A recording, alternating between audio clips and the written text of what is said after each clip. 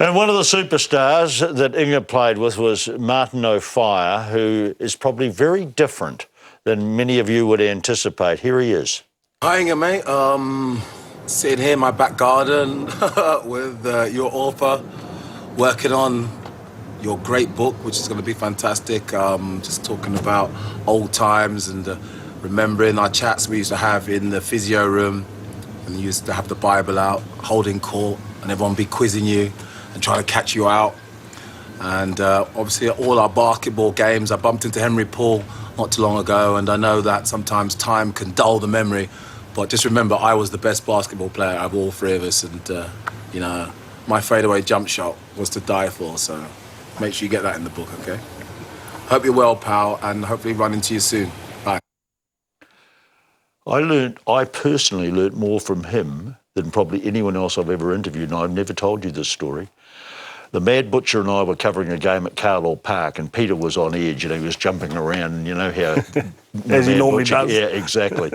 And he said, I can get chariots for you, mate, I can get chariots. And I didn't know much about him. So when he came over, I looked at him and made the wrong assumption and said, well, this is first question, you know.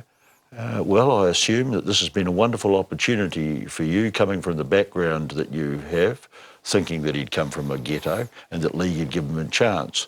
And with that beautiful public school voice, he looked at me and he said, oh, my father is a doctor and my mother is a lawyer. What was your point? And I won't say exactly what the butcher said, but it was something like, you... there. And I did, yeah. Well, you know, to be honest, Murray, I almost didn't go to Lee because I remember Craig Innes in '91, he actually, after the World Cup, he actually turned pro, and he went to Leeds.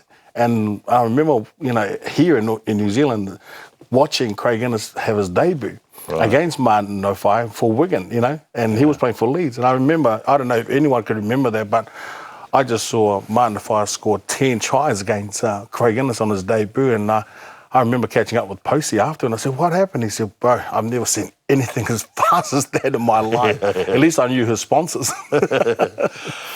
Your name will also be associated with David Tour. You're very close, and he's been Flavour of the Month in recent times. You put a lot of energy and time into him, didn't you? Oh, you know, me and Dave go way back. I remember this young, real, just raw talent, you know, in 1992 when he walked into my office at the Otahu car dealers there and just wanting some sponsorship and really desperate because at the time he had no running shoes, no gear at all to go to the 92 Barcelona Olympics. So I was grateful that I was able to be there for the bro. But not only that, just I think, you know, with David, it's just the privilege of being able to walk with this man's life right through. Yes, we've all seen his life being played out in the media and the difficulties and the challenges he's gone through. But, you know, you can't take away his beautiful talent as a boxer.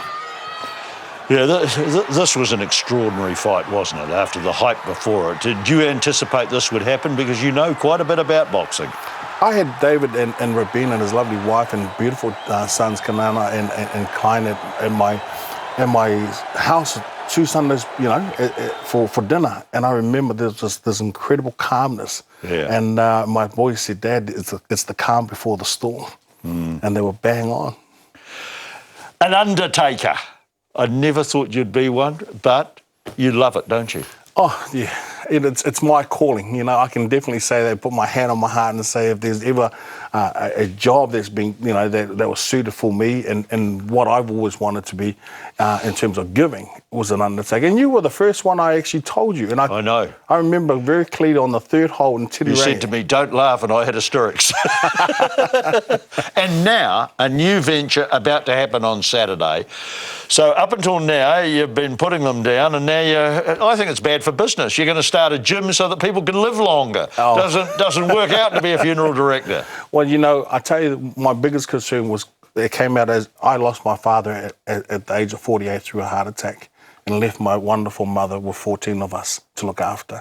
And I've gone into business with Nick Tutasi and his mother. He lost his mother when he was 52. She was 52. Right. And the real concern that I had was born out of that because I am tired of laying to rest my Pacific Island people who are dying way before their time through lifestyle choices. So I thought this is the only thing I could do right now is to keep them longer. Inga, where do people go for the opening of your gym? It opens on Saturday. Yep. 10 o'clock to 2 at Portage Road, 41 Portage Road, Newland. And it'll be terrific. And the other thing that you must make sure that you do read is this.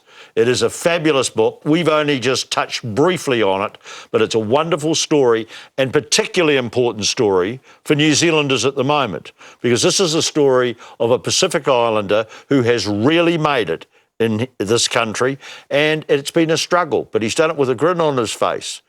I'm very proud that you are a good friend of mine, and good luck. Thank you, Murray.